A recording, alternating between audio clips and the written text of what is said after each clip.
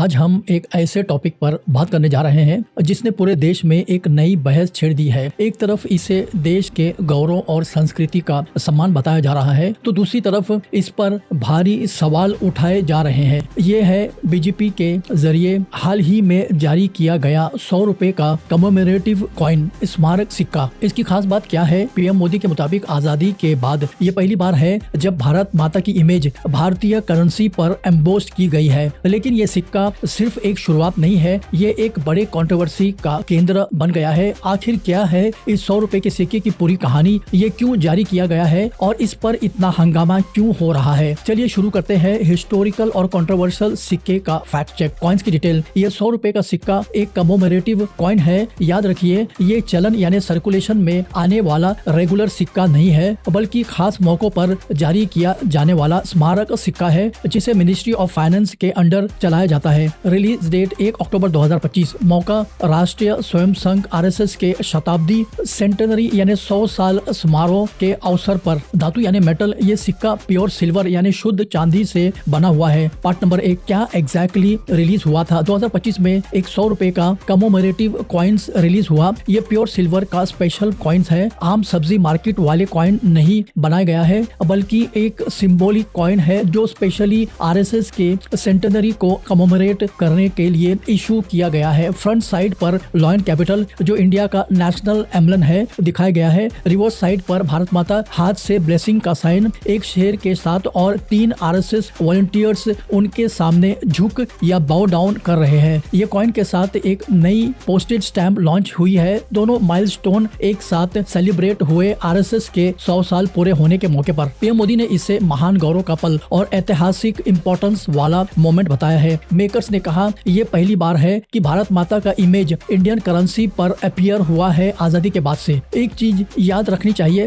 ये commemorative coin है, रोज के स्पेंडिंग के लिए नहीं, लेकिन सिंबोलिज्म, पॉलिटिक्स और कल्चर में बहुत इंपॉर्टेंस है। पार्ट नंबर 2, इतना हाइप और सेंसिटिविटी क्यों? भारत माता हमारे संस्कृति का एक पावरफुल सिंबल है। हिंदू नेशनलिस्ट डिस्कोर्स में बहुत इस्तेमाल होता है। करेंसी पर उसका आना एक सेक्युलर स्टेटलेस छवि या इमेज से रिलीजियस कल्चरल सिंबल्स की साइड एक बड़ी शिफ्ट है। क्रिटिक्स ने कहा कि ये कॉइन्स आरएसएस सेंटेनरी के नाम पर एक आ गया है, इसलिए ये एक विचारधारा यानी आइडियोलॉजी का सिंबॉलिक ग्लोरिफिकेशन हो रहा है। अपोजिशन का कहना है कि कांग्रेस पार्टी ये सेक्युलरिज्म एजेंडा पर एक तरफ की सोच को पुश किया जा रहा है। सीपीआई ने तो ग्रेव इंजरी टू कॉन्स्टिट्यूशन तक कह डाला। उन्होंने कहा कि आरएसएस ने कभी कॉन्स्टिट्यूशन को पूरी तरह से अपनाया ही नहीं है। कमेमोरेटिव कॉइन्स पहले भी आए, मदर टेरेसा, वैष्णो देवी, लेकिन तब भी कुछ कोर्ट डिबेट्स, क्रिटिकल डिस्कशंस हुए थे। फर्क यह है कि भारत माता की इमेज एक नेशनल मदर सिंबोलिज्म है, रिलीजियस आइडेंटिटी से भी जुड़ा हुआ है। Part number 3, historical precedence and currency symbolism. India में पहली बार भी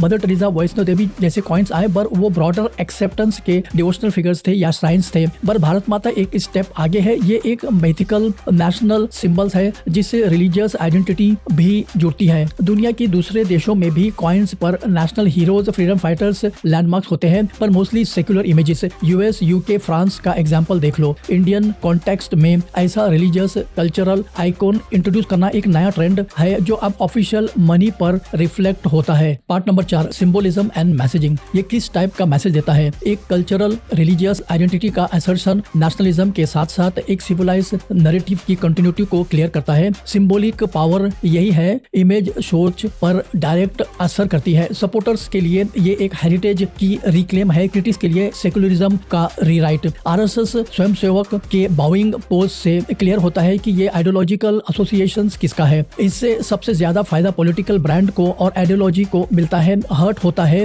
वो जो इंडिया को डाइवर्स और इंक्लूसिव समझते हैं। Part number 5, constitutional and legal criticism. हमारी कॉन्स्टिट्यूशन आर्टिकल 25 के तहत इंडिया को सेकुलर स्टेट बताता है। रिलीजियस इमेजिनेशन का डायरेक्ट स्टेट इंस्ट्रूमेंट करेंसी पर दिखना सेक्युलर बाउंड्री को ब्लर करता है। क्रिटिक्स बोलते हैं कि अगर आज भारत माता अलाउड हो गई तो कल दूसरे रिलीजियस के सिंबल्स भी आ सकते हैं। लीगल चैलेंज हो सकता है। Article 14 equality, article 25 religious freedom और स्टेट न्यूट्रलिटी के कॉन्सेप्ट पर पीछे भी कुछ केसेस आए जहां स्टेट ने रिलीजन को इस्तेमाल किया और लीगल डिबेट्स हुआ। ये कॉइन आरएसएस के सेंटेनरी के वक्त पर आया है, तो ज्यादा आइडियोलॉजी का एंगल है, सिर्फ कल्चर का नहीं। Part number 6, political and social reactions. Social media पर तो खास कर propaganda with coin heritage twist जैसे टैग्स लाइन वायरल हो गए हैं। सपोर्टर्स बोल रहे हैं कि ये कल्चरल रिकॉग्निशन है, स्टेप है। अपोजिशन ने इससे मूव वापस लेने की डिमांड रखी है या क्लैरिफिकेशन मांगी है। इस स्कॉलर्स वार्न करते हैं कि सिंबल्स का इफेक्ट लॉन्ग टर्म होता है, माइंडसेट बनाता है। कल्चरल और पॉलिटिकल लाइंस बहुत ब्लर हो सकती है ऐसी इमेजिनेशन से। Part number 7, risk and consequences. Polarisation, ऐसी इमेजिनेशन से रिलीजियस लाइन और डीप हो सकती है। एक्सक्लूजन, माइनॉरिटी को लग सकता है कि नेशनल सिंबल्स में उनका साथ नहीं है। स्लिपरी स्लोप, अगर भारत माता आ गई तो कल गॉड्स या स्टैचूज भी आ सकते हैं। सेक्युलर इथियोस डाइल्यूट हो सकते हैं अगर इमेजिनरी ओवर टाइम बदलते गए तो पब्लिक इमेजिनेशन में। पर दूसरी तरफ वोटर्स बोलते हैं कि सिंबल्स इवॉल्व होते हैं, विजुअल आइडेंटिटी जरूरी है नेशनल प्राइड के लिए। तो ये थी 100 साल के इस नए स्मारक सिक्के की पूरी कहानी। एक तरफ पीएम मोदी ने इसे एक ऐतिहासिक हिस्टोरिक मूवमेंट और राष्ट्रीय प्रतीक बता रहे हैं, दूसरी तरफ अपोजिशन इसे संविधान या कॉन्स्टिट्यूशनल और सेक्युलरिज्म पर हमला